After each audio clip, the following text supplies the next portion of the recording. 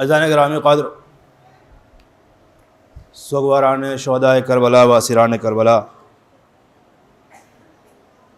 یوم اربعین امام حسین، سلسلہ عزا اپنی آخری منزلوں میں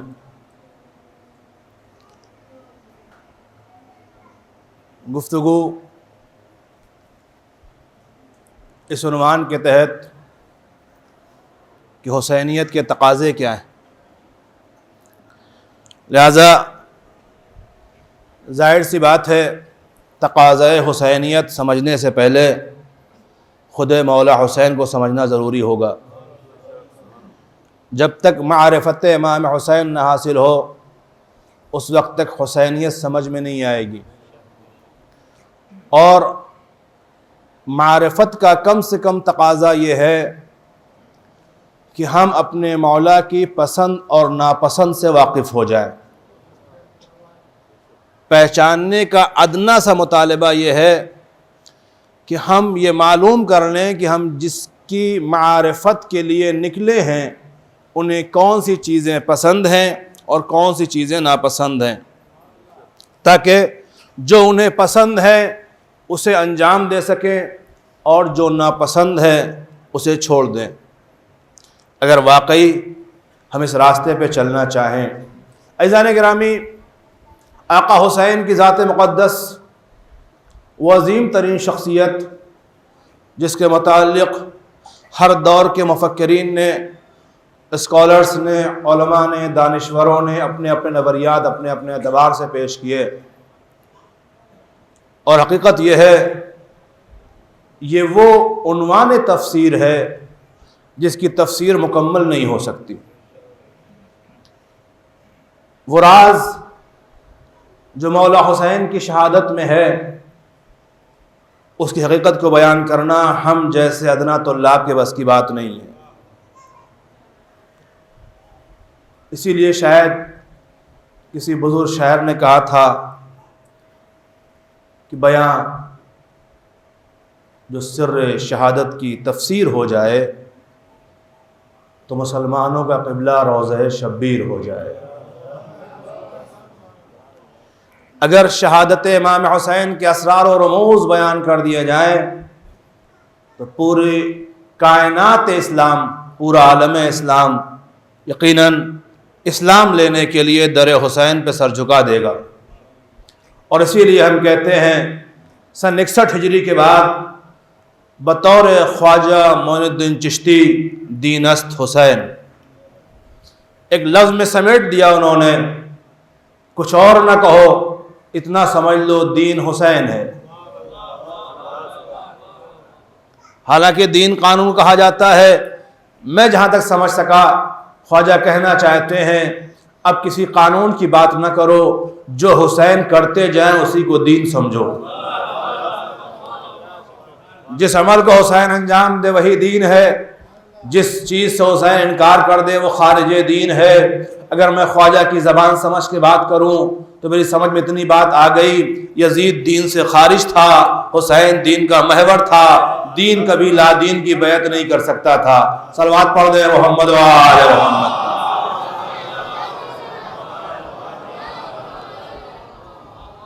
مگر ہاں اگر اس بات سے تھوڑا سا آگے بڑھا جائے تو خود بزبان مولا حسین جو اپنا تعارف ہوگا کہتے ہیں ان اہل بیت النبوہ، ہم اہل بیت نبوت ہیں، ہم معدن رسالت ہیں،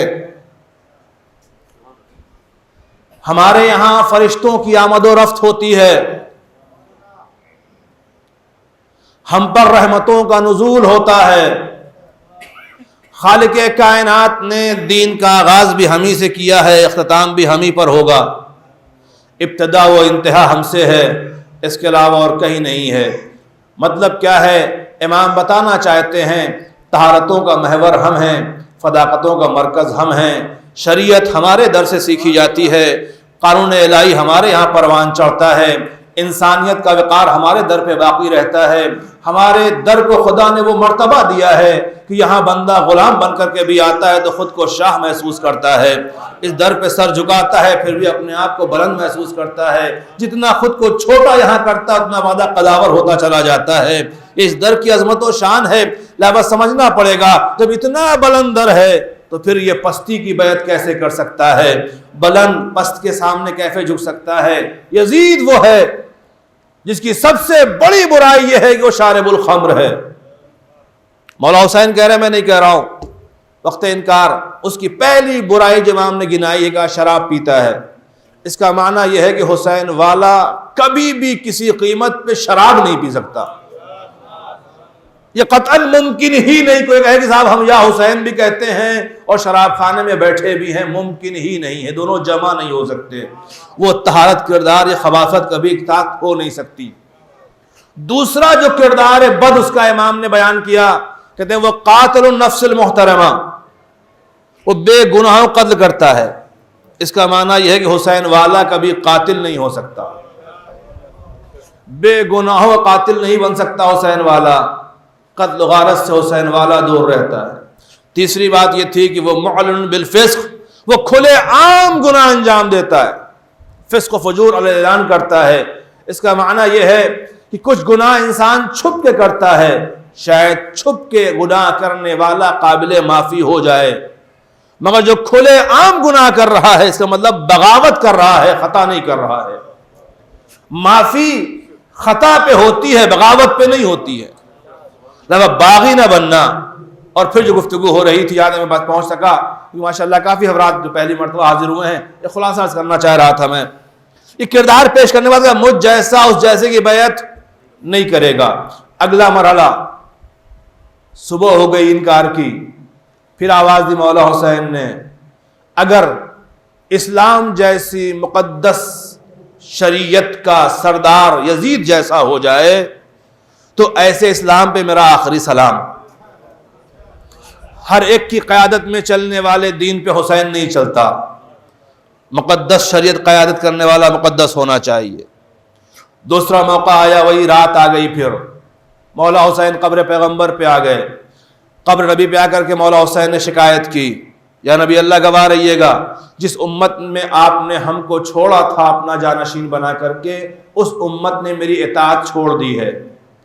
جب جب امت امام معصوم کی اطاعت چھوڑے گی امام شکایت کرے گا, چاہے وہ سن 60 ہجری کے حسین کی بات ہو یا 1443 ہجری کے حسین کی بات ہو. جب امت اطاعت سے گریز کرے گی امام شکوہ کرے گا. پھر مولا حسین نے قبر پیغمبر پہ کہا, پروردگارہ تو جانتا ہے مجھے اچھائیاں پسند ہیں, برائیوں سے نفرت ہے. پیغام حسینیت عیاں ہو جانا چاہیے, مولا حسین کی پسند معلوم ہو جانا چاہیے. فرماتے ہیں مجھے اچھائیاں پسند ہیں, برائیوں سے نفرت ہے. میں عرض کر چکا, تفصیل نہیں پیش کروں گا. اس کا معنی ہے کہ ہر حسین والوں کو اچھائیوں سے محبت ہونی چاہیے, برائیوں سے نفرت ہونی چاہیے. فہرست آپ بنا لیجئے گا, میں بیان کر چکا ہوں. جو چیزیں اچھی ہیں وہ مولا کو اچھی لگتی ہیں, جو بری ہے وہ مولا کو بری لگتی ہیں. حسین والوں اپنے آپ کو اچھائیوں سے سجا لو, برائیوں سے پاک کر لو, تاکہ غیبت میں رہنے والا حسین تمہیں اپنا سپاہی بنا سکے. ایک صلوات پڑھے محمد و آل محمد. یہ باتیں میں عرض کر چکا. جہاں تک مولا کی پسند کی بات آئی تھی, میں نے کل عرض کیا آپ خدمت میں, مولا نے واضح لفظوں میں کہا تھا, 9 محرم کی تاریخ تھی, دشمن حملہ کرنا چاہ رہا تھا. مولا حسین نے جناب عباس کو بھیجا تھا, بھیا عباس ہو سکے ان سے مہلت لے لو رات کے لیے. کس لیے؟ کہ نصلی, تاکہ ہم نماز پڑھ لیں, تلاوت قرآن کر لیں, دعا کر لیں, استغفار کر لیں. کیوں؟ کیونکہ اللہ میرا جانتا ہے, انی احب الصلاۃ و تلاوت کتابہ والدعاء والاستغفار, کہ میرا معبود جانتا ہے مجھے نماز سے محبت ہے, مجھے تلاوت قرآن سے محبت ہے, مجھے دعاؤں سے محبت ہے، مجھے استغفار سے محبت ہے۔ حسین والوں اپنے مولا کی پسند پہچانو، میرے آقا حسین کو نمازوں سے محبت ہے، اس لیے نمازیوں سے بھی محبت ہوگی۔ جو نمازی نہ ہو وہ حسین کا محب نہیں ہو سکتا، مولا اس سے محبت نہیں کریں گے جو نماز نہ پڑھتا ہو۔ جب اگر چاہتے ہو کہ آقا تم سے محبت کرے تو تم بھی نماز کا خیال رکھا کرو، محبت کر کے پڑھا کرو، زبردستی نہ پڑھا کرو۔ صلوات پڑھے محمد و آل محمد۔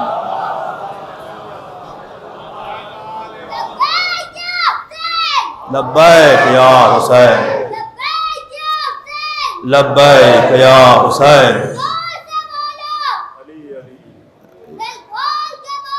علی علی اللہم صلی علی محمد و آل۔ مولا کو محبت ہے، لہذا محبت کے عنوان سے نماز پڑھا کرو، زبردستی ہماری ڈر سے نہیں کہ مولوی صاحب دیکھ رہے ہیں تو پڑھنے ورنہ کیا کہیں گے، معاشرے کے خوف سے نہیں صاحب سماج کیا کہے گا۔ اللہ کی محبت میں نماز پڑھو، اس لیے پڑھو کہ مولا حسین کو نماز پسند ہے، لہذا نماز پڑھو۔ اکثر یہ سوال پیدا ہوتا ہے، لیے صاحب مجلس میں آپ نماز کی بات شروع کر دیے، میں کیا کروں، میری مجبوری ہے، میرے آقا کی پسند ہے، اگر میں اپنے مولا کی پسند نہ بتاؤں تو کیا بتاؤں؟ میں اگر آپ کی پسند کا لحاظ کرتا رہا تو آپ تو قبر میں لٹا کے مٹی ڈال کے چلے آئیں گے۔ مجھے اپنے مولا کی پسند کا خیال ہے، وہ یہاں پہ لے کر کے وہاں تک ساتھ دینے کا وعدہ کر رہے ہیں۔ صلوات پڑھے محمد و آل محمد۔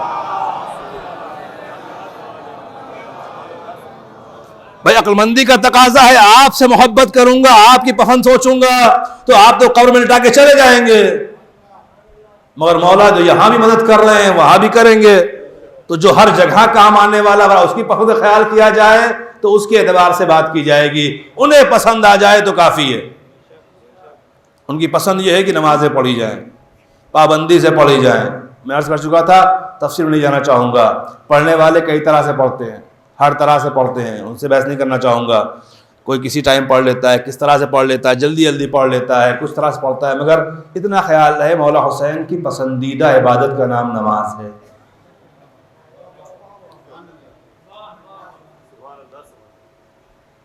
اور حسینیوں کا مزاج یہ بنا کربلا میں کہ برستے ہوئے تیروں میں بھی انہیں نماز یاد رہی۔ ہم ذرا سا مصروف ہوتے ہیں کسی کام میں، سب سے پہلے نماز بھولتے ہیں، باقی سب کام کرتے ہیں، وہ نماز بعد میں سوچ لیں گے۔ میں حسینیوں نے پیغام دیا نہیں، برستے تیروں میں بھی ایک بڑا سا فرق ہے۔ ایک مرتبہ اور تاریخ نے منظر پیش کیا جہاں برستے تیروں میں نماز ہو رہی تھی، مگر فرق یہ تھا اس موقع پر خود امام نے یاد دلایا تھا کہ چلو نماز پڑھ لی جائے۔ لوگوں نے کہا مولا کیونکہ نماز پڑھنے کا وقت ہے، علی نے آواز دی اسی کی بقا کے لیے تو جنگ ہو رہی ہے۔ وہ میدان دوسرا تھا جہاں امام کو کہنا پڑا چلو مصلی بچھایا جائے۔ قسم خدا کی 61 ہجری آتے آتے حسینیت نے وہ تبدیلی پیدا کر دی، اب امام کو نہیں کہنا پڑا، ماموم خود کہتا ہے مولا نماز کا وقت ہو گیا، آپ کے پیچھے پڑھ لیا جائے۔ صلوات پڑھے محمد و آل محمد۔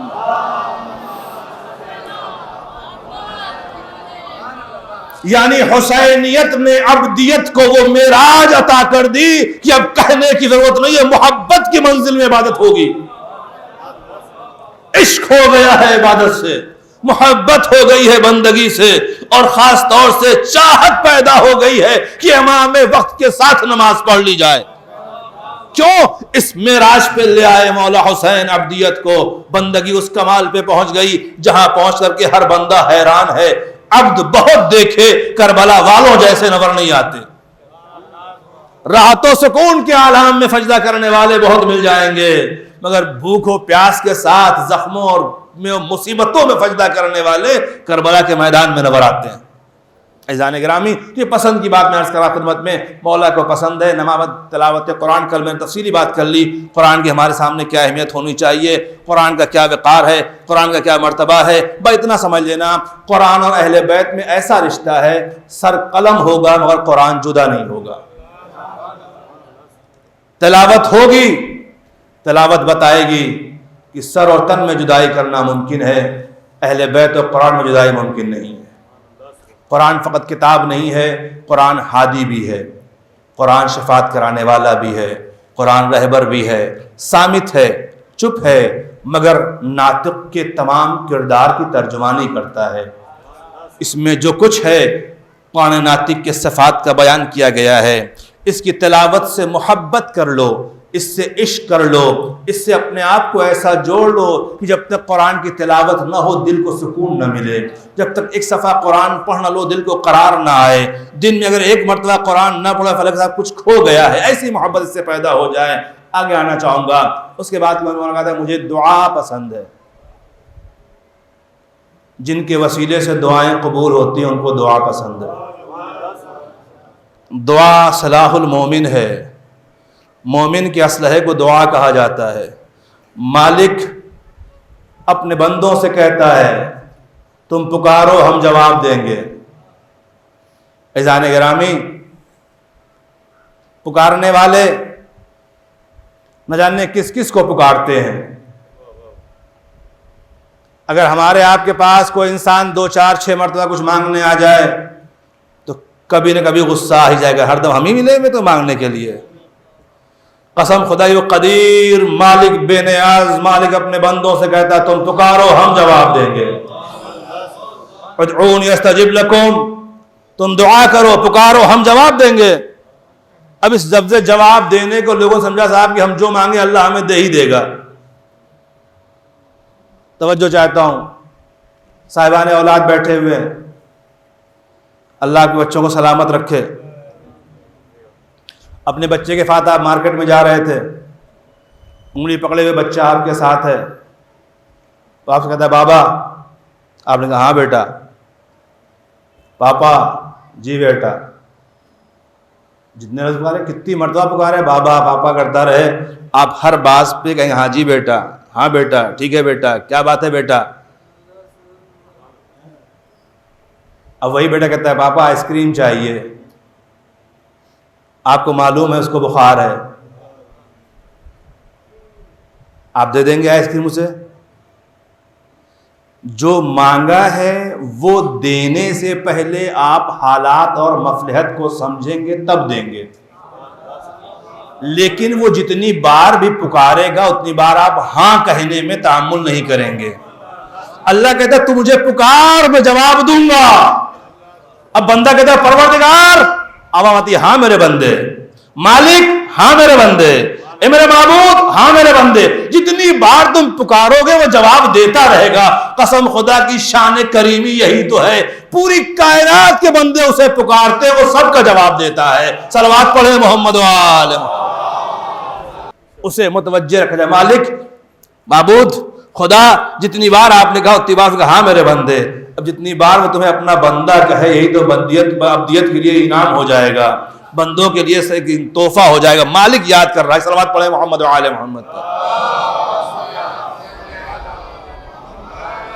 جواب ہر آواز پہ ہوگا، مگر ہر مانگی چیز دے دی جائے۔ وہ ہمارے باپ سے زیادہ ہم سے محبت کرتا ہے، وہ جانتا ہے تمہیں کہاں دینے میں فائدہ ہے کہاں دینے میں نقصان ہے، تمہاری حالات کیا ہے، تمہاری ظرفیت کیا ہے، تمہاری کیفیت کیا ہے۔ بات ہے تو کہتا چلوں، مگر جب دعا مانگا کرو نا تو سلیقہ معصوم نے بتایا ہے دوسروں کے لیے وعدہ مانگا کرو، اپنا جو اپنے لیے چاہتے ہو وہ غیروں کے لیے مانگو۔ جب تم دوسروں کے لیے مانگو گے تو تم اپنی زبان سے دوسروں کے لیے مانگ رہے ہو، معصوم فرشتے وہ چیز تمہارے لیے مانگیں گے۔ یعنی اگر آپ یہ چاہتے ہیں کہ ہم اپنے حق میں معصوم زبان سے دعا کرائیں تو دوسروں حق میں اپنی زبان سے دعا کیا کرو۔ اس میں ایک فلسفہ جو چھپا ہے عرض کر سکوں میں شاید آپ خدمت میں، وہ یہ ہے کہ کم سے کم اسی کے ذریعے تمہیں انسانیت سمجھ میں آ جائے، ایمانی محبت کا رشتہ سمجھ میں آ جائے، اخوت ایمانی کے تقاضے سمجھ میں آئے۔ صلوات پڑھ دے محمد و آل محمد۔ یہ کیا کر رہا ہے؟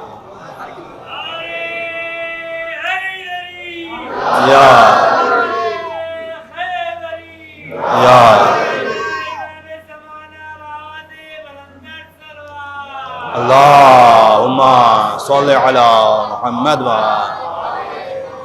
ابھی یہاں اندر جگہ ہے، جو لوگ باہر ہیں وہ اندر آ سکتے ہیں، اندر کافی گنجائش ہے۔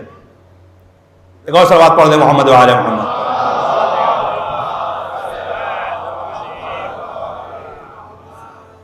آپ لوگ نہ تھوڑا اور آگے آ جائیں تاکہ جو باہر لوگ کھڑے ہوئے ہیں وہ اندر آ سکیں اس طرف. ایک اور صلوات پڑھیے محمد و آل محمد. تو گفتگو یہ ہے کہ امام کی پسند یہ ہے کہ دعائیں ہوں. بات آئی تو کہتا چلوں کہ دعا دوسروں حق میں زیادہ کرو گے تو اس سے تمہاری ایمانی اخوت کا رتبہ بڑھے گا، اور تمہارے حق میں پھر معصوم فرشتے دعا کریں گے. اور جب تم مومنین حق میں دعا کرنا شروع کرو گے تو آپس میں مومنین میں جو بغض و حسد و کینہ ہے وہ نکل جائے گا. آخر وہ روحانی بیماریاں ختم ہو جائیں گی اور ایمان کے رشتے بڑھیں گے، ایمانی روشنی میں اضافہ ہو جائے گا تو ایمانی قوت میں اضافہ ہوگا. جب ایمانی طاقت بڑھتی ہے تو سب سے بڑا فائدہ یہ ہوتا ہے کہ پھر انسان کسی اور طاقت سے ڈرتا نہیں ہے، کسی اور سے خوفزدہ نہیں ہوتا ہے.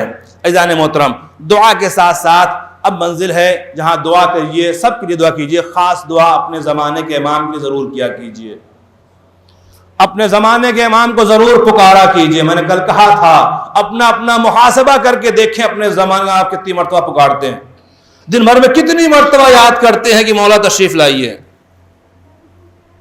شاید نہیں یاد کرتے، بالکل ہی نہیں یاد کرتے. بعض جہاں تو کچھ جگہوں پر دعائیں ہوتی ہیں. مجھے کسی نے بتایا کہ شاید نماز کے بعد ایک دعا ہوتی تھی، بند کر دی گئی. وہ دعا بند کروا دی گئی یا بند کر دی گئی. یا صاحب الزمان جو آپ پڑھتے ہیں عام طور سے نماز کے بعد، یمنا فرسکری عجل علی ظہورک، یہ دعا پڑھتے تھے شاید آپ لوگ. چھوڑ دیا آپ لوگوں نے. کیوں چھوڑ دیا نہیں معلوم. میں نے کل کہا تھا اگر اپنے پاس علم کی روشنی نہیں ہوگی تو کیفیت آپ کی یہی ہوگی. انہوں نے کہا پڑھو، پڑھنا شروع کر دیا. میں نے کہا چھوڑ دو، آپ نے چھوڑ دیا. کیوں چھوڑ دے نہیں پوچھا آپ نے. جس نے آپ سے منع کیا وہ کہہ رہا ہے کس کے کہنے پہ آپ نے پڑھا، کیوں پڑھا، پوچھنا چاہیے تھا. یہ سوال تو آپ اس سے پوچھتے نا بھائی کیوں چھوڑ دیں، اس میں کون سا گناہ ہے، یہ کون سا فعل حرام ہے، یہ کون سا فعل مکروہ ہے. بھائی اگر مکروہ ہے تو چھوڑ دیں، حرام ہو تو چھوڑ دیں. چھوڑ کیوں دیں؟ کون سا نقصان ہے اس کے اندر، کون سی بدعت ہے؟ کیا ہم اپنے لفظوں اپنے مولا کو نہیں پکار سکتے؟ آپ تک بات یہ آئی صاحب صرف وہ دعا پڑھیے جو امام نے بتائی ہے بس. تو بھیا پھر آج سے دعائے ندبہ پڑھنا چھوڑ دیجیے. آپ لوگ اپنی طرف سے کچھ مانگنا چھوڑ دیجیے. کیوں مانگتے ہیں؟ بس وہی کہیے جو امام نے سکھایا ہے بس. یہ کس عقل نے بتایا آپ کو صاحب کی بس اتنا ہی کہو؟ ٹھیک ہے، حقیقت ہے جو الفاظ معصومین نے تعلیم فرمائے ہیں وہ بہتر ہیں، اس میں کوئی دو رائے نہیں ہے. مگر جب ہم خود اپنے معافی ضمیر کو پیش کرنا چاہیں اپنے معبود کی بارگاہ میں تو کیا کریں؟ میری بات مان مت دیجیے گا آپ لوگ، میں تاکید کر رہا ہوں، قطعا مت مانیے گا، تحقیق کر لیجیے گا پہلے. جو آپ کے سامنے معنی پیش کیا گیا کہ عجل علی کہیں گے تو یہ تاخیر کا معنی ہو جائے گا. شاید قبلہ سے اشتباہ ہوا ہے. میں نہیں کہتا وہ جاہل تھے، اشتباہ ہو سکتا ہے آدمی سے بھائی، کہیں اور کا معنی کہیں اور بتا دیا گیا، کوئی اور لفظ کہیں اور فٹ ہو گیا. ہو سکتا ہے، انسان کا ذہن ہے، کوئی معصوم کوئی نہیں ہے. یہ علم ادب میں کہیں ایسا نہیں ہے کہ عجل کے اوپر آپ اللہ لائیں گے تو تاخیر کا معنی ہو جائے گا. میں نے بہت سے علماء سے پوچھا، آپ کے یہاں بہت سے لوگ آتے ہیں، پوچھ لیجیے گا آپ غلط تو نہیں پڑھ رہے ہیں آپ لوگ. اس کا ترجمہ صرف اے صاحب زمان آپ جلد ظہور فرمائیے، یہ ترجمہ ہے فدا فیض کا. اس میں یہ کہا ہے دیر کیجیے. آپ کو ڈرا دیا کہ صاحب دیر کی بات کر رہے ہیں، ایسا قطعی نہیں ہے. مسکینہ بیٹھے ہوئے ان کے یہاں بہت سے علماء آتے رہتے ہیں، بزرگ علماء آتے ہیں، معلوم کر لیجیے گا کہاں ایسا معنی ہے، پڑھا جاتا ہے. دوسری بات یہ ہوئی صاحب کہ اپنے سے بڑے کو بلایا نہیں جاتا، خود جایا جاتا ہے. یہ باتیں کل میں تک پہنچی ہیں، لہذا میں عرض کر رہا ہوں. یہ سارے بڑے بیٹھے ہوئے ہیں، کیا کبھی آپ کے بیٹے نے آپ کو نہیں پکارا؟ جتنے بزرگ ہیں میں ان سے پوچھ رہا ہوں کیا کبھی آپ کے بیٹے نے آپ کو نہیں بلایا کہ ابا آئیے؟ کہا کہ نہیں کہا؟ تو ڈانٹ دیا آپ نے اس کو؟ بہت بدتمیز. کئی بچے بلاتے ہیں باپ کو تمہیں خود آنا چاہیے میرے پاس. ایسا ہوا؟ ایسا کیا آپ نے؟ مقام دعا میں دیکھیں عربی کا اعتبار سے کہتے ہیں کہ طلب، فعل طلب. قبلہ بیٹھے ہیں علماء کرام بخوبی جانتے ہیں. فعل مطالبہ، مانگنا. جب کوئی چھوٹا اپنے بڑے سے مانگتا ہے تو اسے دعا کہتے ہیں. جب دو برابر کے لوگ دوسرے سے مانگتے ہیں اسے التجا و التماس کہا جاتا ہے. اور جب بڑا چھوٹے سے مانگتا ہے اسے حکم کہا جاتا ہے. بڑا جب چھوٹے سے مانگے یہ حکم ہے، لاؤ. جب کہا لاؤ تو بڑا کہہ رہا ہے تو حکم کہلائے گا. برابر والا ہے تو التماس ہوتی ہے، بھائی دو، یہ بھی حکم ہی ہے. مگر جب چھوٹا بڑے سے مانگتا ہے اسی کو دعا کہتے ہیں. پروردگار دے، ہماری تو اوقات خدا سے کہیں تو دے، اسی کا نام دعا ہے. اور یہ دعا بہرحال دیکھیں کہتے ہیں کسی کی عداوت میں اتنا نہ بہک جائیے کہ اچھی بات کو برا کہہ دیجئے. شریعت نے قانون مخالفت بھی بتائے ہیں. ہمارے چوتھے امام نے دشمنوں کے بھی حق بتائے ہیں. شریعت کہتی ہے کسی سے مقابلہ مخالفت کرنے میں بھی حدود کا خیال رکھو، حد سے تجاوز نہ کیا کرو.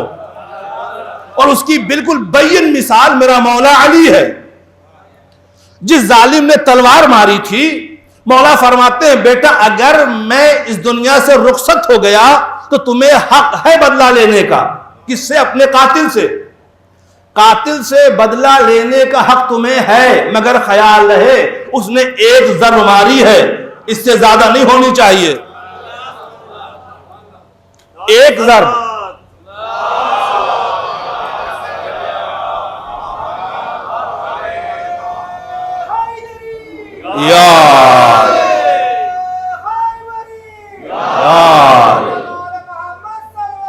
اللہم صلی علی محمد و قرطاس صاحب تشریف لے آئیں، ادھر آ جائیں، یہاں جائیں، صلوات پڑھیں محمد و آل محمد پر.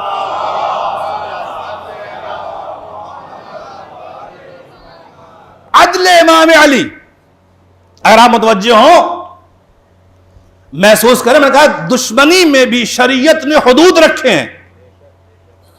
دشمنوں کے حق بیان کیے امام نے. مخالفت میں بھی حدود کی رعایت ضروری ہے. ہم جس سے مخالفت کر رہے ہیں اس کی انہی باتوں کی مذمت کریں جو بری ہیں. مخالفت میں یہ نہ ہو میں ان کا مخالف ہوں، انہوں نے کچھ غلط، ٹھیک ہے، اب جو اچھائی ہے اس کی بھی مذمت شروع کر دوں، یہ ظلم ہو جائے گا. جو اس کی اچھائی ہے اس کی بھی برائی کروں تو ظلم ہو جائے گا. ظلم اہل بیت پسند نہیں کرتے. حسین والا ظالم نہیں ہو سکتا، ہم کسی پہ ظلم کر ہی نہیں سکتے. میں نے کہا مولا نے کہا کہ اس نے ہمیں صرف ایک ضرب ماری ہے، لہذا انتقام میں خیال ہے ایک زیادہ نہیں ہونی چاہیے. چلو ایک عدد کا رعایت تو کی جا سکتی ہے. اس سے سخت مرحلہ یہ ہے جس شدت سے اس نے ماری ہے اس سے تیز نہیں ہونی چاہیے. قسم خدا کی یہ اتنا معتدل ہاتھ لے کر آئے کون؟ صلوات پڑھے محمد و آل محمد.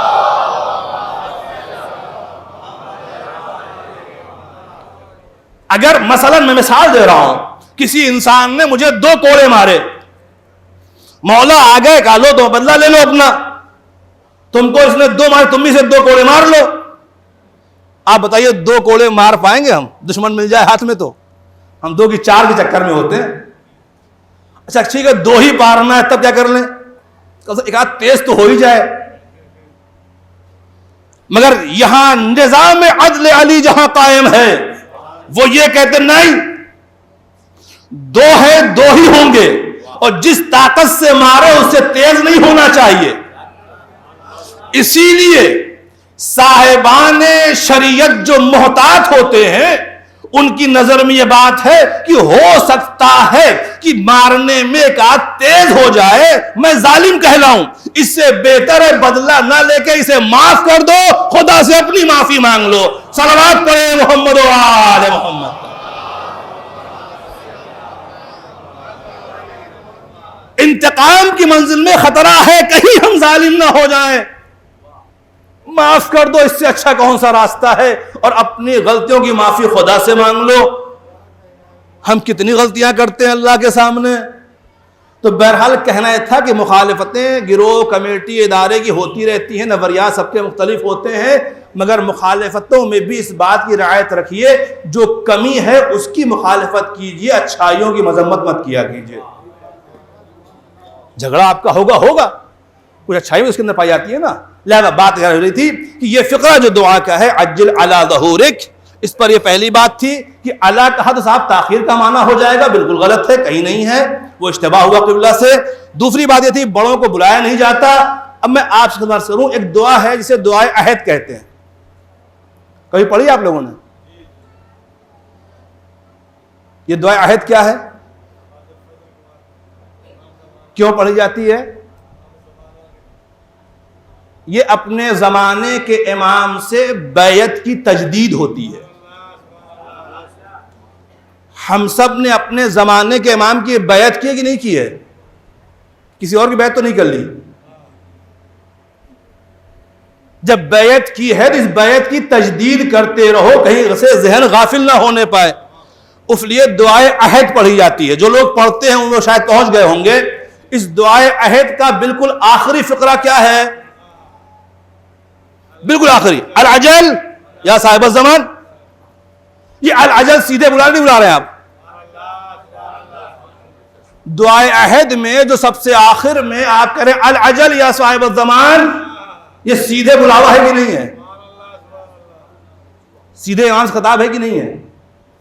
ہے نا. یہ دعا معصور دعا ہے, چھٹے امام نے تعلیم فرمائی ہے, مفاتی میں موجود ہے.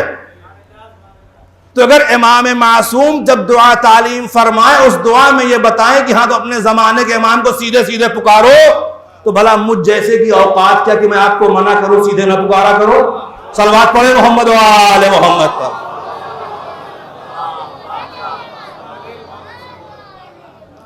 یہ امام اور ماموم کے درمیان فاصلہ کیوں پیدا کرنا چاہتے ہیں آپ؟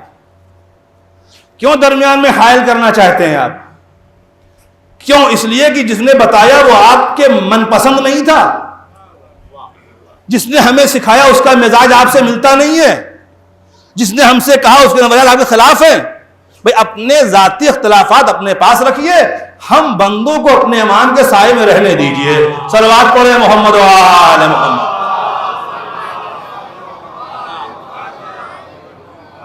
میں بولنا واقعا قطعاً نہیں چاہ رہا تھا, اس مسئلے پہ ایک دم نہیں بولنا چاہ رہا تھا, مگر کیا کروں طبیعت برداشت نہیں کر پائی کہ ہم اگر اپنے زمانے کے غیبت میں رہنے والے امام سے اس طرح سے لوگوں کو دور کرتے رہیں گے تو پھر کیا ہوگا, کہاں جائیں گے؟ اب جو دعا آپ پڑھتے ہیں وہ دعا اچھی ہے, کوئی دو رائے نہیں ہے, وہ دعا بھی بہتر ہے, وہ امام کی سلامتی کی دعا ہے.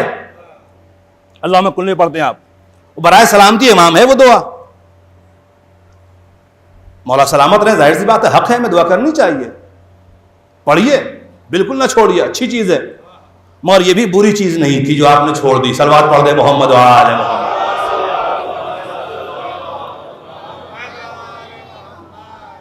یاد رکھیں, میں پھر اپنی بات دہرانا چاہوں گا, یہ کیفیت آپ کی ہمیشہ ایسی ہوتی رہے گی.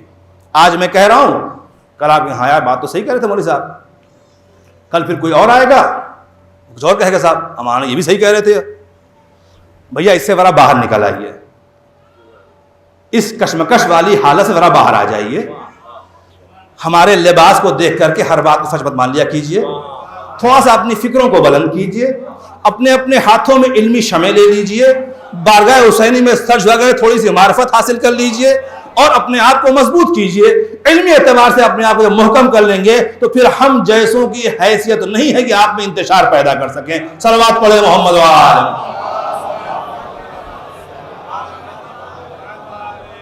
مشکل صرف اتنی سی, ہم بس بالکل یاد رکھیے گا, ایک جملہ کہنا چاہوں گا, ہمارے عقیدے میں اندھ بھکتی بالکل نہیں ہے. ایک دم سیدھی صاف سی بات ہے. معصوم فرماتے ہیں کہ جب ہماری طرف سے منسوب کوئی بات تم تک پہنچے, مثلاً چھٹے امام نے یہ فرمایا ہے,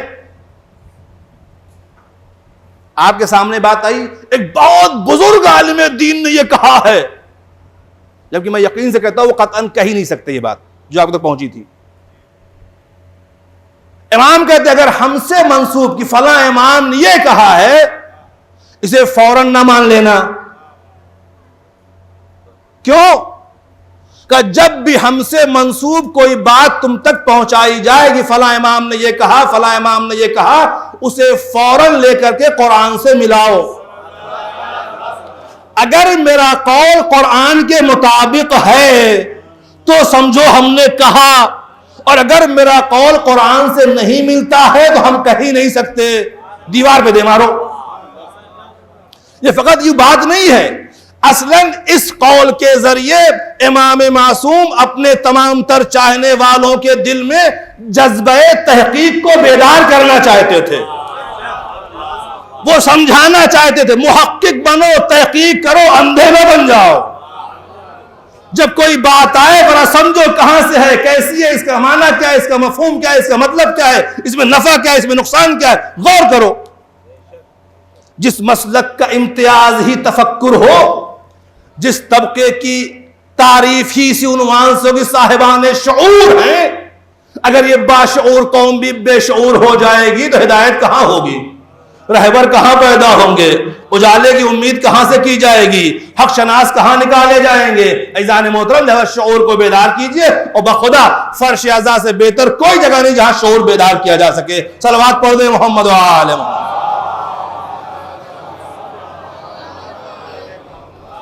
میں پھر آپ سے کہہ رہا ہوں, میری بات بند لیجئے گا, قطعاً مت مانیے گا.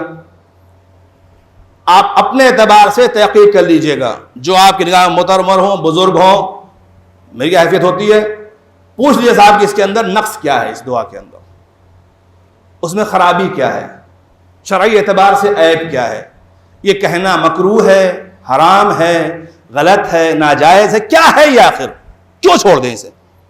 اتنا تو حق بنتا ہے نا پوچھنے کا نا. اور یہی تک بات, ہر شے میں اپنے شعور کو بیدار رکھیے. دعائیں بڑی اہم ہیں.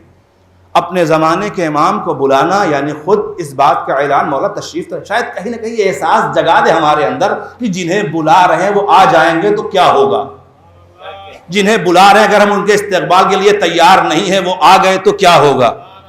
شاید کہ اپنے آپ کو تیار کرنے کا حوصلہ پیدا ہو جائے, اپنے آپ کو بیدار کرنے کا جذبہ آ جائے. عزیزان محترم, اس کے بعد جو فقرہ مولا حسین کا ہے, مجھے دعائیں پسند ہے, مجھے استغفار پسند ہے. اب وقت میرے پاس نہیں ہے, میں ساری تفصیلات کرتا آپ خدمت میں, مگر لفظ استغفار عام طور سے ہم یہ سمجھتے ہیں کہ صرف گناہوں کی معافی کے لیے ہوتا ہے. سچ ہے یہ, ہم جیسے گنہگاروں کے لیے تو گناہوں کی معافی ہی ہے. اتنی غلطی ہے جتنا استغفار سے اسم کھپ جاتا ہے برابر سے, اضافی ہو ہی نہیں سکتا. مگر قرآن کہتا ہے کہ امت پر عذاب روکنے کے دو اسباب ہو سکتے ہیں, یا محمد صلی اللہ علیہ وسلم موجود ہو یا نور محمد موجود ہو.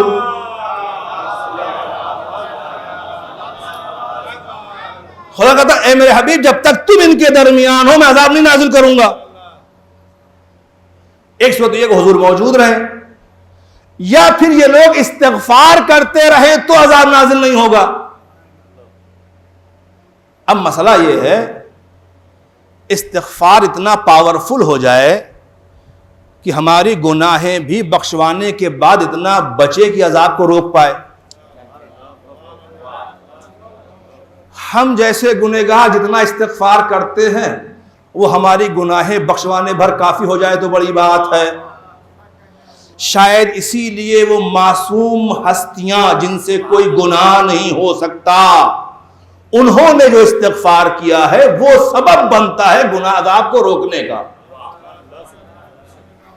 میں جہاں تک میں کہا میں طالب علم ہوں, میں جہاں تک پہنچ سکا, لازم نہیں کہ میری فکر آپ تک بالکل صحیح تائید فرمائیں. آپ اتنے سارے مظالم کرنے کے باوجود سرزمین کربلا پر اگر عذاب نہیں آیا تو کہیں ایسا تو نہیں شب عاشور حسین کے استغفار نے عذاب کو روک لیا ہو؟ جو آخری لمحے تک امت کی مغفرت کی دعائیں کرتا رہا, کہیں اس کی رحیمانہ طریقے نے کثرت استغفار اور دعا نے عذاب کو روک دیا ہو؟ میں نے کہا لازم نہیں آپ متفق ہو میری بات سے، امکانی صورت ہے کہ ہم جیسوں کے استغفار میں اتنی طاقت نہیں ہے، یوں کہہ دوں کہ شاید اتنے سارے خرافات معاشرے میں پیدا ہیں، ہر امت کی برائیاں ہیں، عذاب نازل نہیں ہو رہا ہے، کہیں کوئی ایسا تو نہیں جس کا استغفار عذاب روکے ہوئے؟ اس دور میں اگر کسی ذات کا استغفار عذاب کو روک سکتا ہے تو پردہ غیبت میں رہنے والے امام کا استغفار ہو سکتا ہے۔ تو پھر جس کی وجہ سے ہم عذاب سے محفوظ ہیں، اگر اسے ہم دن بھر میں ایک مرتبہ بھی یاد نہیں کرتے تو محبت کیسی ہے ہماری امام سے؟ پھر عشق کیسا ہمارا امام سے؟ اور یاد رکھیے گا یہ سارا اہتمام جو آپ نے کیا ہے، اس سب میں پرسہ لینے کا واقعی حقدار زمانے کا امام ہی اس وقت ہے، وہی سوگوار ہے۔ عزیزو یہ امام کی پسند ہے، بات کو سمیٹ دوں، میں وقت نہیں رہ گیا میرے پاس۔ حقیقت یہ ہے اس کربلا کو پہچانے، امام کو اچھائیاں پسند ہے، برائیوں سے نفرت ہے، اسی اچھائی کو دینے کے لیے نکل پڑے، کہتے ہیں امر بالمعروف کروں گا، برائیوں سے منع کروں گا۔ امام نے 9 محرم بتایا کہ مجھے نماز پسند ہے، مجھے تلاوت قرآن پسند ہے، مجھے دعا پسند ہے، مجھے استغفار پسند ہے۔ جو امام کو پسند ہے وہ ہمارے معاشرے میں نافذ ہو جانا چاہیے۔ عزیزان محترم، قریب کر دوں گفتگو آپ سے، جس وقت منزل شراف پر حر کے لشکر نے روکا تھا امام حسین کو، وہاں ایک خطبہ دیا امام حسین نے لشکر حر کو، اور متوجہ کیا ایک بات کی طرف، قیامت تک آنے والے جتنے بھی افراد ہیں ان کے لیے پیغام بھی ہے کہ وہ لوگ جو رضائے پروردگار چاہتے ہیں۔ مولا فرماتے ہیں ان تتقوا اللہ یا ایھا الناس ان تتقوا اللہ وتعرفوا الحق لأہلہ یکون ارضا لکم للہ۔ اے حر اور حر کے ساتھیوں سنو، اگر تم لوگ دل میں خوف خدا پیدا کر لو اور اہل حق کو پہچان جاؤ، اہل حق کو پہچان جاؤ، 2 باتیں، ایک دل میں خوف خدا پیدا کرو، دوسرے اہل حق کون ہیں، مقام خلافت و امامت کے حقدار کون ہیں، پورے عالم بشریت پر حق اقتدار کس کا ہے، اس بات کو پہچان لو تو یہ 2 چیزیں تمہارے لیے خدا کو راضی کرنے میں زیادہ فائدہ مند ہوں گی۔ یہ 2 چیزیں ذریعہ ہو جائیں گی خدا کی رضا حاصل کرنے کا۔ پہلی بات دل میں خوف خدا، وہ امام بتانا چاہتے تھے اگر تم باطل کے حامی ہو تو اس کا سبب ہے تمہارے دل میں خوف حاکم ہے، خوف خدا نہیں ہے، اور جب خوف خدا دل سے نکلتا ہے تبھی غیر و خوف دل پہ پیدا ہوتا ہے۔ ہر وہ انسان جو اپنے دل سے اللہ کا ڈر نکال دے گا کیا ہوگا؟ پھر ذرا ذرا سے خوف پہ روئے گا، تھوڑے تھوڑے پھر ڈر پہ آنکھوں سے آنسو بہیں گے، صرف احساس موت رونے پہ مجبور کر دے گا۔ دیکھیں آپ سمجھتے رہے، میں سے زیادہ نہیں آتا ذرا، صرف خیال کہ کہیں حملہ نہ ہو جائے یہ رونے پہ مجبور کر دے گا۔ اگر ماضی کی باتیں سمجھ میں نہ آئے تو حال سمجھ لیجئے، دل میں خوف خدا نہ ہوگا تو دنیا کے سپر پاور طاقت کے سامنے سر جھکا کے بیٹھنا پڑے گا۔ دل میں خوف خدا نہ ہوگا تو امریکہ اسرائیل کی گود میں جا کر کے بیٹھنا پڑے گا، ان کے فرمان کے مطابق فیصلہ کرنا پڑے گا۔ پھر نہ خیال آئے گا کہ حرم مقدس کتنا مقدس ہے، پھر نہ خیال آئے گا کہ مکہ مدینہ کتنا محترم ہے، پھر نہ خیال آئے گا یہاں کے تقدسات کیا ہیں، پھر سب بھول جاؤ گے شریعت میں حلال کیا ہے حرام کیا ہے، پھر تو جو وہ کہے گا وہ ماننا پڑے گا۔ کیوں؟ کہ دل میں خوف خدا نہیں رہ گیا۔ ہاں جہاں دل میں خوف خدا ہوتا ہے پھر کوئی سپر پاور بنتا ہی نہیں سوائے خدا کے، پھر اللہ ہی سب سے بڑی طاقت ہوا کرتا ہے، اس کے علاوہ کوئی طاقت سمجھ میں نہیں آتی ہے۔ عزیزان محترم ایک جملہ کے بڑھ جانا چاہوں گا، ڈرنا تو ہمیں ہے ہی، وہ فیصلہ یہ کرنا ہے ڈرنا ہے کس سے۔ ایک سے ڈرو گے 1000 ڈر نکل جائے گا، اس ایک سے نہ ڈرو گے قدم قدم پہ ڈرنا پڑے گا۔ صلوات پڑھیں محمد و آل محمد۔ فیصلہ کر لو ڈرنا کس سے، اس ایک کا خوف پیدا کر لو سارے ڈر نکل جائیں گے، اور اس ایک سے نہ ڈرو گے تو ہر قدم پہ ڈرنا پڑے گا، ہر چھوٹے سے چھوٹے پہ ڈرنا پڑے گا، معمولی سے معمولی آدمی آگے ڈرا کے چلا جائے گا، تمہیں ڈرنا پڑے گا۔ عزیزان محترم، شاید کربلا والوں نے اس بات کو سمجھانے کے لیے، لشکر سے خطاب تھا، شاید ان کی سمجھ میں بات آ گئی کہ واقعاً اگر آج میں حق کے مقابلے میں کھڑا ہوں تو خوف حاکم ہی تو ہے، اور کیا ہے؟ یہ درباری حاکم کی غلامی ہی تو ہے، اور کیا ہے؟ تخت پہ بیٹھے ہوئے بادشاہ کا اسیر بنا بیٹھا ہوں، اپنے آپ کو حر کہتا ہوں، گلے میں غلامی کا طوق ہے حاکم کی طرف سے، اور خود کو حر سمجھتا ہوں۔ ماں نے تو نام حر رکھا تھا، میں نے اپنے کردار سے اپنے آپ کو اسیر بنا لیا۔ شاید اس ماں کے محبت بھرے جذبے کی توہین ہو گئی، جس عقیدت اور محبت سے ماں نے اپنے بیٹے کو حر کہا تھا، اے کاش بیٹا ویسا ہی حر رہتا تو ماں کے دل کو تسکین ہو جاتی۔ مگر کیا کرے، یہ اسیری کی غلامی کی پریشانیاں ختم کیسے ہوں؟ کون ہے جو اسیری سے آزاد کرائے؟ حر کی سمجھ میں اس رات میں آ گیا، کوئی اور نہیں ہے، در حسین پہ ہی سارے لوگ آزاد ہو سکتے ہیں۔ حریت کا پیغام کربلا سے حسین نے دیا ہے، جو بھی ہر غلامی سے آزاد ہونا چاہتا ہے در حسین پہ آ جاؤ، حر ہو جاؤ گے۔ صلوات پڑھے محمد و آل محمد۔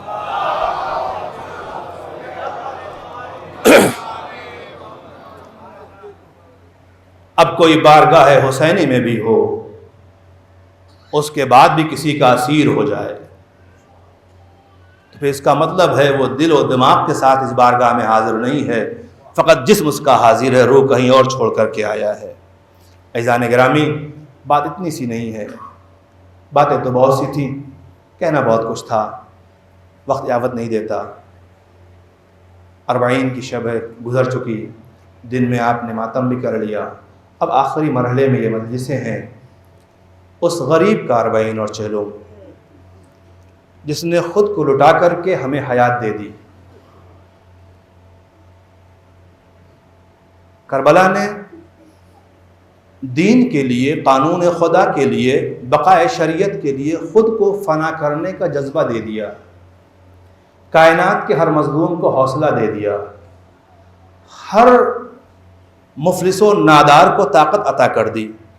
جب بھی کبھی ظلم بڑھے گا، مظلوم اپنی مظلومیت پہ رونے لگے تو اسے کربلا یاد کر لینی چاہیے۔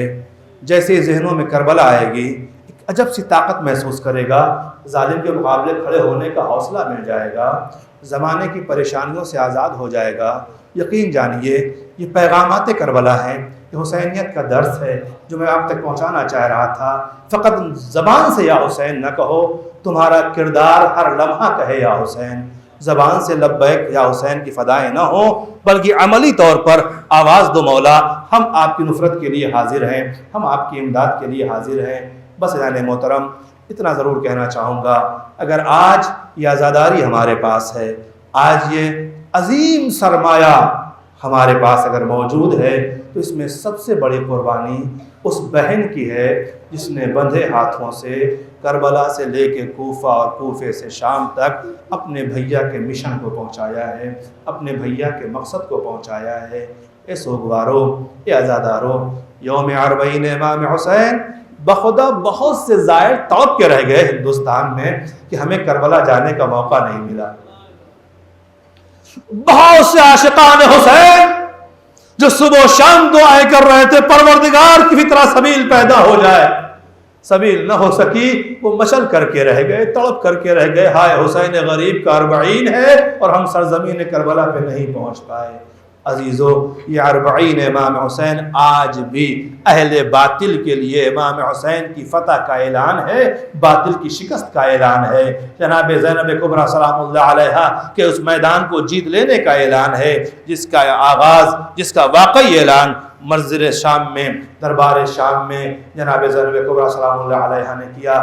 ہاں یقیناً میں نے دیکھا کچھ برادران 40 مولا حسین کے لیے شام بھی پہنچ گئے، جناب زینب کے روضے تک پہنچ گئے۔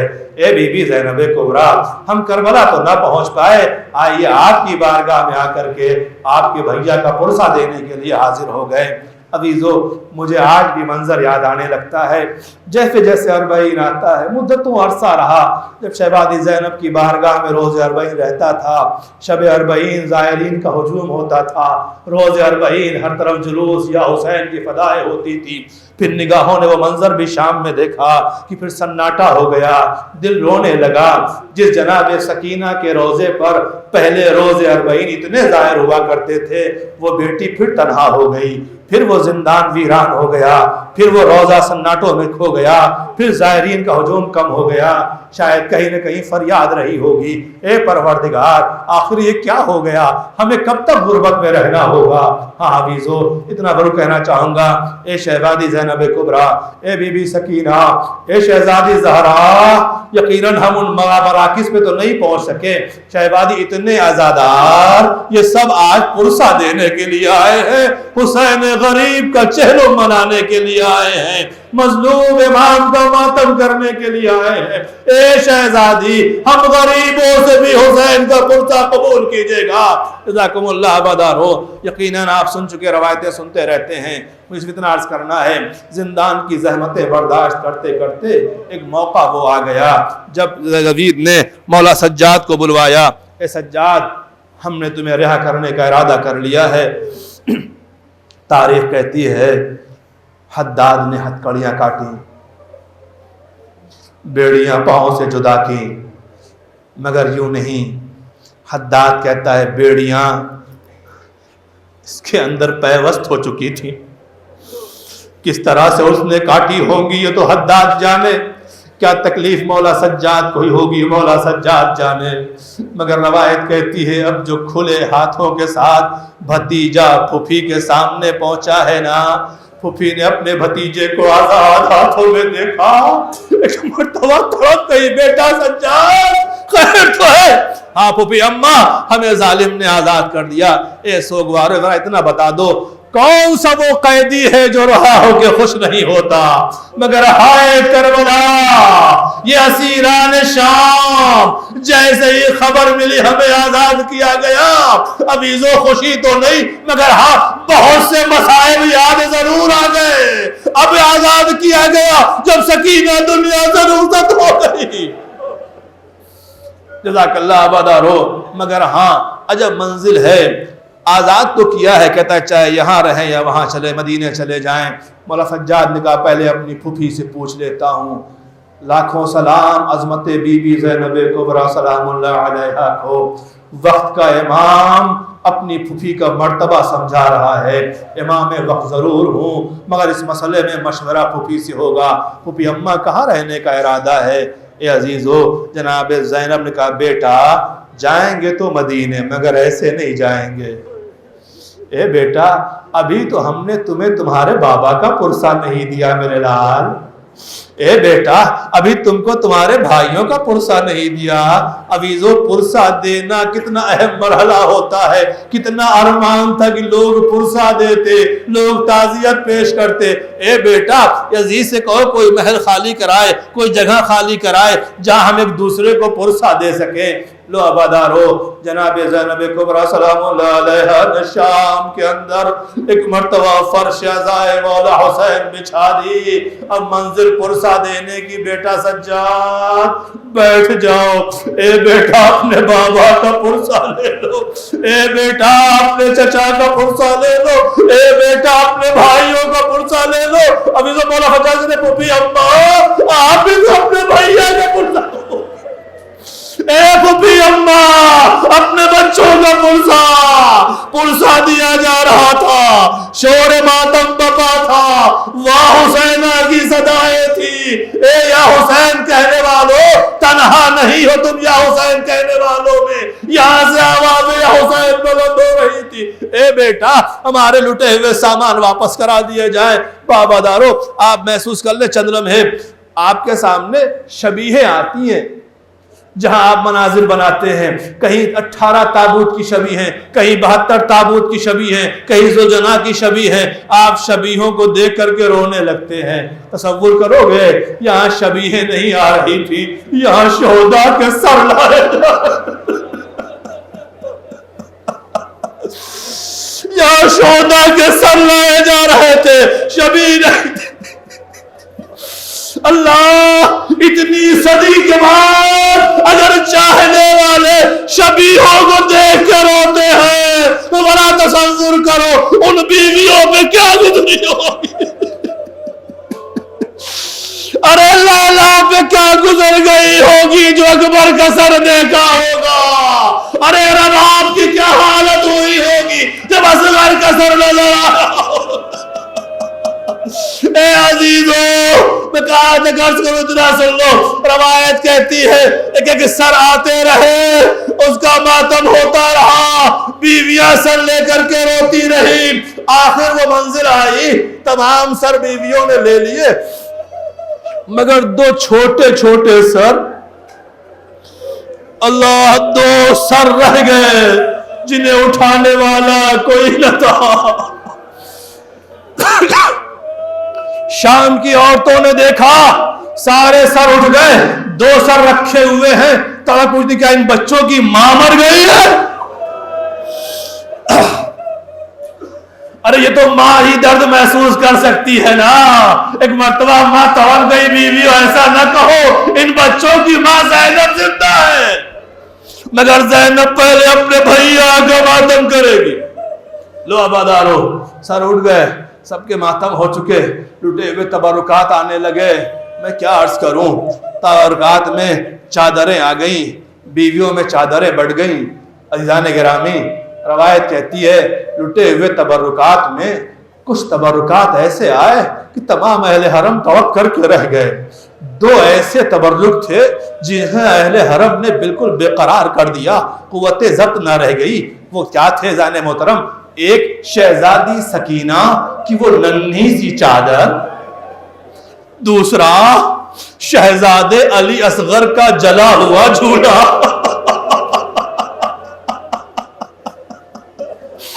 अल्लाह, माँ के सामने 6 माह के नन्हे से बच्चे का जला हुआ जो झूला आया, माँ तड़प गई।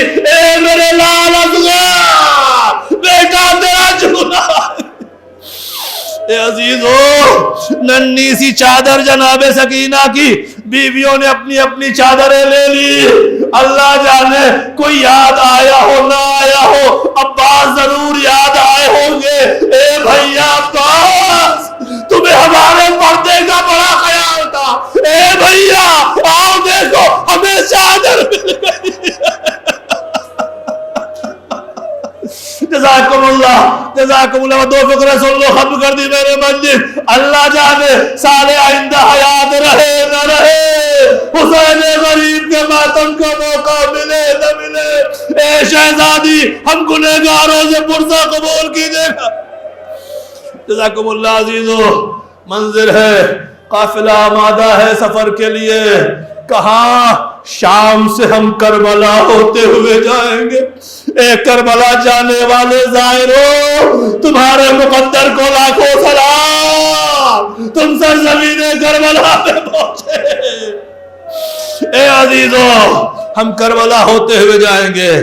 रवायतें कहती है, उलमा ने बयान किया, चलते से पहले एक मर्तबा आवाज आई, बेटा सज्जाद, बड़ा जिंदान होके चलते हैं। जिंदान में क्यों भी अम्मा?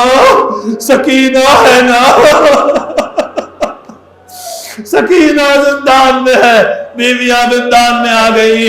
जिंदान में आने के बाद कब्र जनाब सकीना पे बाद उलमा ने कहा, बीमार भाई ने अपने खुले हुए हाथ बहन की लहर पे रख दिए। ए बहन, तुम्हें वतन जाने का बड़ा अरमान था ना? ए बहना, आओ तुम्हें लेके चलता हूँ। अब तुम्हारे भाई के हाथ खुले हैं बहन, तब हाथ बंधे हुए थे, नन्ही सी चादर लहर पे डाल दी। चलते चलते जनाबे ज़ैनब ने शाम की औरतों से कहा था, ए शाम की औरतों, जब तुम्हें मौका मिले कभी आगे कब्र सकीना पे चढ़ाओ। बाबा दारो, 2 जुमले और सुन लो, खत्म हो गई गुफ्तगू। काफिला चलने लगा। मुझे नहीं पता माँ अपनी बेटी की लहर को जिंदान में छोड़ के कैसे उठेगी। مجھے نہیں معلوم شہزادی زینب اپنے بھیا کی امانت کو شام کے زندان میں چھوڑ کر کے کیسے آگے بڑھیں گی۔ قافلہ چلنے لگا، کہاں گیا؟ سرزمین کربلا۔ بابا آخری گفتگو سن لیے، ختم کر دی میں نے، مجلس چہل و منار ہے مولا حسین کا۔ سرزمین کربلا، اے زائرو، جو لوگ گئے ہیں اللہ پھر بلائے، جو نہیں گئے ہیں خدا ان سب کو موقع دے، سب کربلا کی زیارت کرے، سب پہنچے کربلا۔ جو لوگ گئے ہیں انہیں محسوس ہوگا جب زائر زمین کربلا پہ جاتا ہے نا، جیسے جیسے کربلا سے قریب ہونے لگے ویسے ویسے دل کی کیفیت بگڑنے لگتی ہے، حالات متغیر ہونے لگتے ہیں، اس طرح بڑھنے لگتا ہے اس خیال سے کہ ارے مجھ جیسا خاکی کربلا ارے ہم کربلا پہنچ گئے۔ اے عزیزو، ہم اتنی صدی کے بعد شوق زیارت میں جب کربلا پہنچتے ہیں، جیسے ہی نظر گنبد امام حسین پہ پڑتی ہے آنکھوں سے بے ساختہ آنسو نکل پڑتے ہیں۔ ہائے حسین، بڑا تصور کر کے دیکھو، کربلا کوئی زائر نہیں، پہلا زائر جابر ابن عبداللہ انصاری قبر مولا حسین پہ بیٹھا ہوا، قبر کو لرزا ہوا، جابر ہٹو، تڑپ گئے، مولا غلطی کا نہیں، میری بہن آ رہی ہے، ارے میری بہن آ رہی ہے۔ ابھی وہ تصور کر سکو تو کر لو، شہزادی زینب اپنے قافلے کے ساتھ قریب کربلا ہوئی، جیسے ہی قریب کربلا پہنچی ہوگی سارے مناظر یاد آئے کہ نہیں یاد آئے؟ ہائے یہی وہ جگہ تھی جہاں میرا بھیا مارا گیا، ارے یہی میرا اکبر مارا گیا، ارے یہی میرا اکبر شہید ہوا۔ اے عزیزو، لو روایت کہتی ہے جہوے شہبازی قریب پہنچی، اونٹ سے اتری نہیں ہے، خود کو گرا دیا ہے۔ جزاک اللہ، بدو فکر ختم کر دی میں نے مجلس، خود کو گرا کر کے بھائی کے مرقد تک آ گئی۔ میں نے سمیٹ دی گفتگو ابادارو، اب ہمت نہیں میں کچھ بیان کر سکوں۔ اتنے زمانے کے بعد جب ظاہر پہنچتا ہے قبر مولا پر، دل نہیں چاہتا قبر چھوڑ کر کے ہٹے۔ کیسے قبر کو چھوڑے؟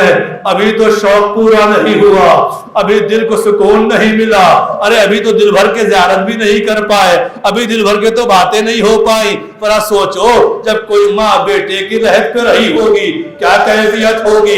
زینب جیسی بہن بھائی کے مرقد پہ تھی، کیا حالت رہی ہوگی؟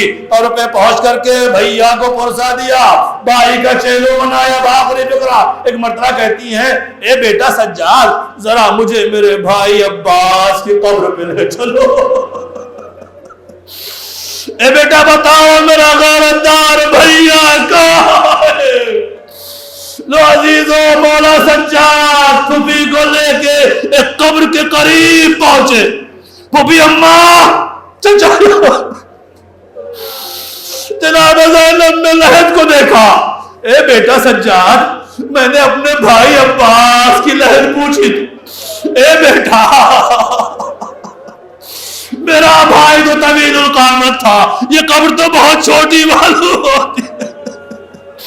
مولا کہتے ہیں پھوپھی اماں، ظالموں نے شہادت کے بعد میرے چچا کو تلواروں سے ٹکڑے میں نے چچا کو اٹھا کر کے اس طرح سے یہاں دفن کیا ہے۔ لو عزیزو، کربلا میں چہلم حسین کا ہو گیا، حسین کے ماتم دارو، واہ حسینہ کی فدا جو کربلا کی زمین سے بلند ہوئی ہوگی۔ میں کہاں سے الفاظ لاؤں کہ اس کی ترجمانی ہو سکے جب بہن کہہ رہی تھی ہائے بھیا حسین، جب ماں کہہ رہی تھی ہائے میرا اکبر، ہائے میرا۔ سيعلم الذين ظلموا أي منقلب ينقلبون، إنا لله وإنا إليه راجعون۔